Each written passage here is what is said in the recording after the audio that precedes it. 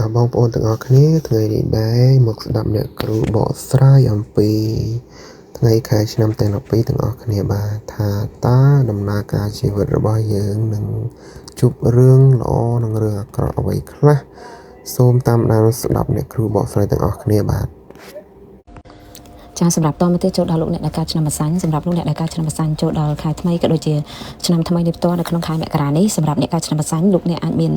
អារម្មណ៍មួយគឺ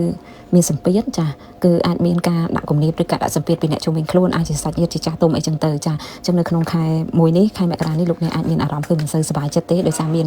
បញ្ហាដែលចូលមកលោកអ្នកត្រូវគិតច្រើនណាហើយបើពាក់ព័ន្ធនឹងរឿងលុយកាក់វិញឃើញថាវាអាចនៅមិនទាន់នឹងណល្អទេសម្រាប់យើងនៅក្នុងខែមករានេះលោកអ្នកអាចនៅមានបន្ទុកមានការចំណាយផ្សេងៗជាពិសេសបញ្ហាចាស់ៗដែលយើងដោះស្រាយអត់ចប់ហ្នឹងវាអាចនៅវល់ជាមួយលោកអ្នកណាចាអញ្ចឹងរឿងលុយកាក់ឃើញថាមិនទាន់ល្អប្រសើរទេហើយសម្រាប់សុខភាពរបស់អ្នកក៏មិនសូវអំណោយផលដែរនៅក្នុងឱកាសនេះអាសាអស់កម្លាំងលះលហើយឬក៏មានអារម្មណ៍ថាអាសាចុករយតាមឆ្អឹងខ្នងអីហ្នឹងក៏អាចមានដែរចាហើយពាក់ព័ន្ធជាមួយនឹងរឿងការងារចាលោកអ្នកដែលមានការងារជាប្រចាំឃើញថាការងាររបស់លោកអ្នកអាចមានបញ្ហាការដាក់សម្ពាធផ្សេងៗក៏ដូចជានៅកន្លែងការងារអាចមានភាពមិនស្មើភាពផ្សេងៗចាឬក៏យើងអាចទទួលបានភាពអយុត្តិធម៌ណាមួយណាចាប៉ុន្តែឃើញថាលោកអ្នកនៅតែអត់ធ្មត់អញ្ចឹងការអត់ធ្មត់របស់អ្នកនៅតែអាចទទួលបានជោគជ័យសម្រាប់យើងណាចាហើយពាក់ព័ន្ធជាមួយនឹងរឿងការរកស៊ីចាសម្រាប់ការរកស៊ីរបស់អ្នកកើតឆ្នាំម្សាញ់ឃើញថាយើងអាចនៅគេហៅថាវាមិនល្អពេកក៏វាមិនធ្លាក់ចុះពេកទេវាអាចនៅកណ្ដាលនៅនឹងមួយកន្លែងណាធ្វើឲ្យដូចថាការលក់ដូររបស់យើងចេះតែបានតិច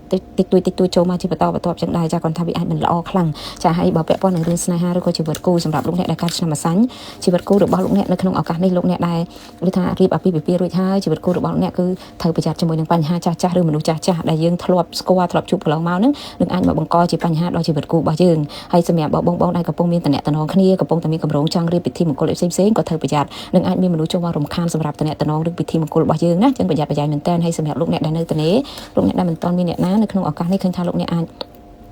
កំពុងរងចាំអ្នកណាម្នាក់ហើយក៏អាចថានឹងមានមនុស្សព្យាយាមចូលមកអាចនឹងមានអ្នកគេលួចចាប់អារម្មណ៍លោកអ្នកអញ្ចឹងណាហើយអាចព្យាយាមចូលមកដើម្បីបង្កើតតំណែងជាមួយលោកអ្នកដែរសម្រាប់អ្នកកើតឆ្នាំ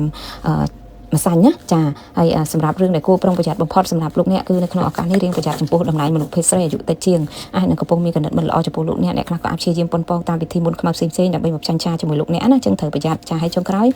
ការធ្វើបុណ្យរបស់លោកអ្នកគឺអាសាធ្វើបុណ្យជាមួយនឹងការជួយតាមមន្ទីរពេទ្យចាដើម្បីជាការលើករាសីរបស់យើងហើយពណ៌លើករាសីរបស់លោកអ្នកចាគឺមានពណ៌សាច់ហើយនិងពណ៌ទឹកប្រាក់លេខសំណាក់របស់លោកអ្នកគឺមានលេខ60ណា